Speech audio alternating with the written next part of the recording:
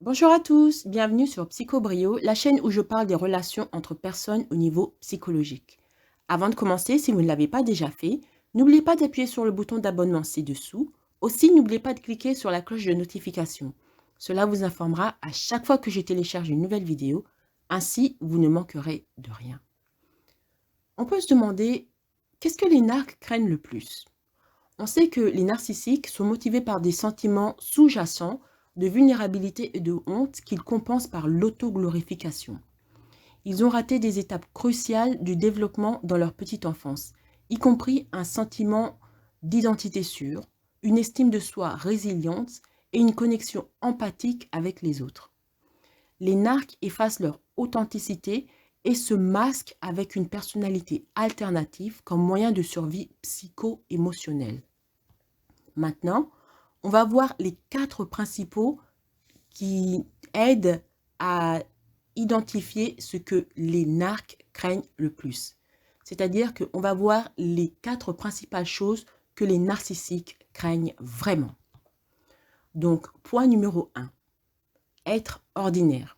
C'est-à-dire qu'ils ont peur d'être vus comme des gens moyens, comme monsieur et madame tout le monde. L'estime de soi des narcissiques repose sur l'idée qu'ils sont spéciaux, plus importants, doués et plus méritants que les autres. Par exemple, les enfants qui deviennent narcissiques intériorisent la croyance que l'acceptation et l'amour sont conditionnels.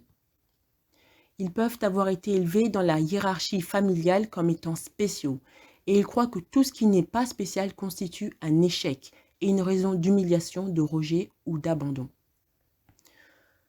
Par exemple, pour donner un exemple à ça, il y a le film sur Netflix, c'est pas un film, c'est une série télévisée, ça s'appelle Sky Castle. Donc Sky comme ciel, Castle comme château. Et le personnage principal, Han Seo-jin, c'est une série coréenne. Donc le personnage principal, c'est Han Seo-jin. C'est une femme qui est très ambitieuse, mais elle a grandi dans la pauvreté. Donc elle a marié plus tard un médecin, un docteur, et elle vit dans un beau quartier qui s'appelle Sky Castle. Et son but, c'est toujours de monter dans l'échelle sociale et même de faire en sorte que ses enfants montent dans l'échelle sociale. Donc, le but qu'elle a, c'est que sa fille soit admise dans l'université la plus prestigieuse, l'université médicale la plus prestigieuse du pays. Et elle fera tout ce qu'elle peut pour y arriver. Donc, on voit dans cette série qu'elle ne veut pas être ordinaire. Et pour ça, elle utilise sa fille. Donc, si vous avez l'occasion de voir Sky Castle, je vous encourage, vous allez aimer. C'est très, très, très bien écrit. Et vous allez voir l'ampleur du narcissisme chez cette femme, Han Seo-jin. Donc, point numéro 2, les narcissiques craignent d'être vulnérables. On sait que les personnes en bonne santé émotionnelle veulent être vues pour qui elles sont vraiment. Et elles veulent être appréciées dans l'intimité qu'elles partagent avec les personnes qui comptent dans leur vie. En revanche, les narcissiques craignent profondément l'exposition et considèrent la vulnérabilité qui accompagne l'intimité comme une menace. Dans un sens très réel, ils sont étrangers à eux-mêmes. Ils travaillent continuellement pour nier leur vulnérabilité et leur sentiment de honte refoulé. Comment font-ils ça? Eh bien, en affirmant le contrôle et la supériorité qu'ils ont sur les autres. Du moins, qu'ils pensent avoir sur les autres. Pour eux, la seule chose la plus importante, qui est non seulement de se convaincre qu'ils sont supérieurs, mais la chose la plus importante est aussi de convaincre les autres qu'ils sont supérieurs. En effet, leur instabilité de soi les rend fortement dépendants des opinions des autres. Ainsi, les narcs manipulent et contraignent les gens à accepter leur supériorité. Par exemple, on peut voir ça au travail. Si il y a un interne qui travaille dans un bureau et il est beaucoup plus intelligent, beaucoup plus futé que le manager, que son boss, que le supérieur. Eh bien, le supérieur ne va pas supporter ça, de voir que ce petit genou est beaucoup plus intelligent que lui, que ce petit genou a les réponses à des schémas très très compliqués Et lui, il n'a pas. Le petit genou sait parler plusieurs langues. Le petit genou est bon en mathématiques. Le petit genou sait utiliser l'ordinateur mieux que lui. Il connaît les programmes informatiques, etc. Donc, qu'est-ce que le supérieur va faire? Eh ben, il va tout faire pour intimider ce petit jeune, ce jeune interne. Il va tout faire pour l'humilier. Et parfois, ça va même aller jusqu'aux insultes. Le troisième point, ce que les narcissiques ne supportent pas, c'est d'être humiliés. Ils sont à la fois grandioses et hypersensibles. Ils ont des attentes irréalistes et sont menacés même par des petits affronts que d'autres ignoreraient facilement. Se sentir gêné ou humilié est douloureux pour tout le monde, mais les narcissiques sont particulièrement réactifs à ces émotions. Pour éviter de tels sentiments, les narcs peuvent humilier de manière préventive les personnes qui les entourent pour prendre le dessus.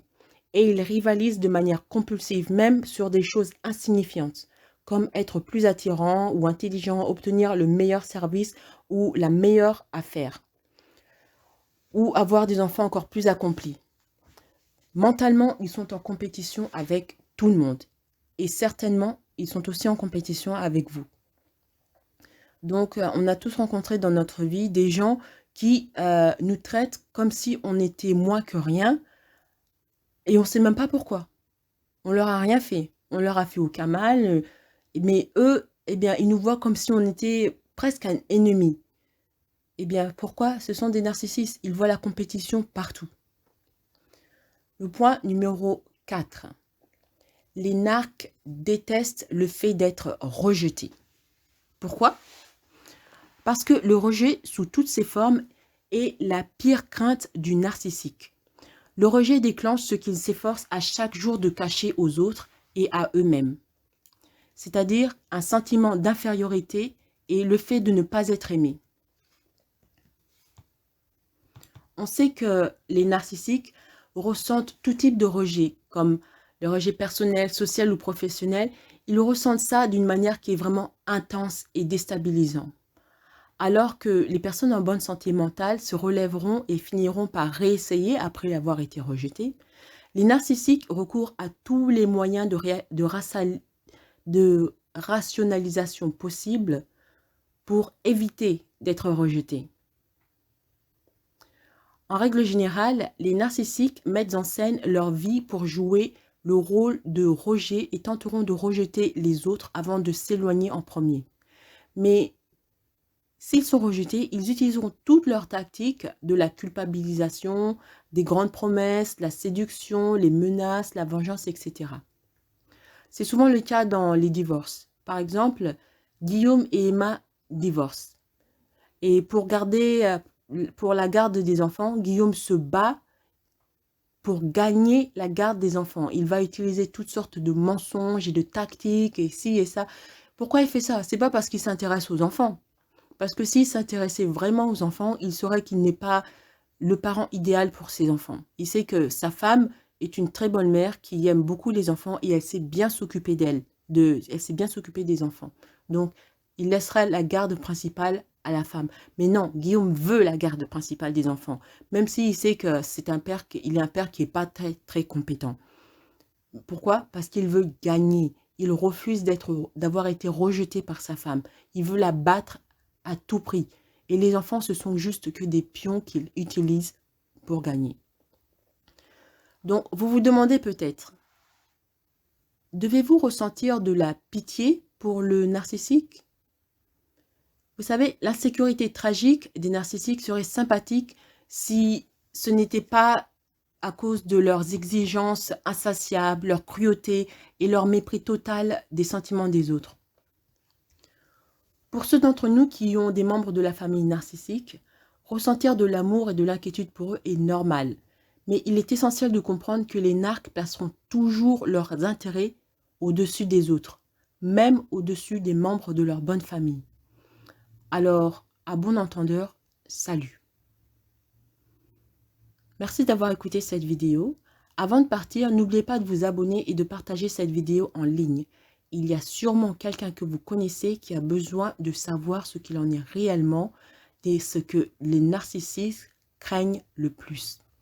Et aussi, avant de partir, j'aimerais dire que si vous voulez me contacter, si vous voulez, par exemple, me poser des questions sur les relations entre personnes au niveau psychologique, il y a un lien en dessous de la vidéo. C'est mon lien Buy Me a Coffee. À travers ce compte, vous pouvez me contacter et me demander si vous voulez que je parle d'un sujet en particulier qui vous intéresse. Merci et à bientôt.